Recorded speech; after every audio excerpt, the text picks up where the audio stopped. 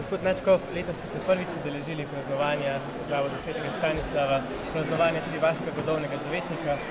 Lahko mogoče čisto na kratko še enkrat posvetite ta lik, kako ga vi vidite, kaj lahko da mlademu človeku?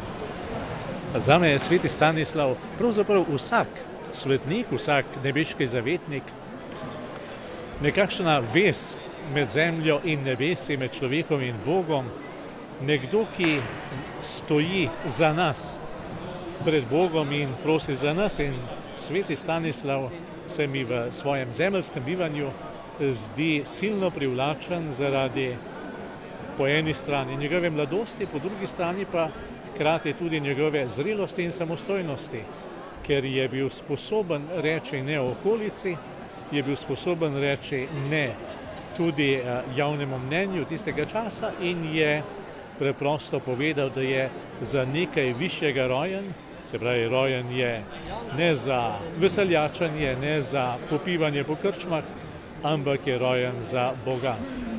In prav to spoznanje, da je za nekaj višjega rojen, mu je dalo moč in pogum za neverjetne podvige, ki jih je moral opraviti zato, da je dosegel svoj cilj in dejansko vstopil v jezuitski red, v katerem je potem pravzaprav zelo kmalu tudi umrl.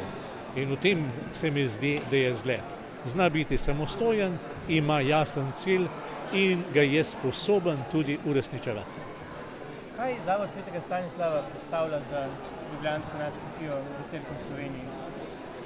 Torej najprej to predstavlja eno veliko veselje, vse življenje, vsa ustvarjalnost, ki se je v teh letih razvila v Zavodu svetega Stanislava, priča o potencialu, ki je v tem zavodu, po eni strani na strani profesorjev in drugih zaposlenih v tem zavodu, po drugi strani pa tudi v mladih, pravzaprav v otrocih v vrtcu, v osnovni šoli, v gimnaziji in seveda tudi v dijaškem študentskem domu, v teh mladih, ki so tukaj, ki razvijajo svoje talente in postajajo v resnici ustvarjalni. In jaz verjamem, da bodo s to ustvarjalnostjo vstopali v naš družbeni prostor. Tako v umetniški svet naše domovine, kakor tudi v znanstveni, družbeni, politični svet, skratka, da bodo sodelovali povsod tam, kjer so poklicani s svojimi talenti in usposobljenosti.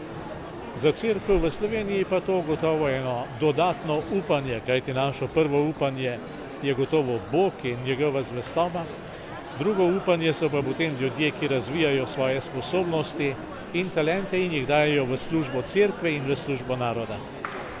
Še beseda o današnji akademiji, glasba kot univerzalni jezik stvarstva.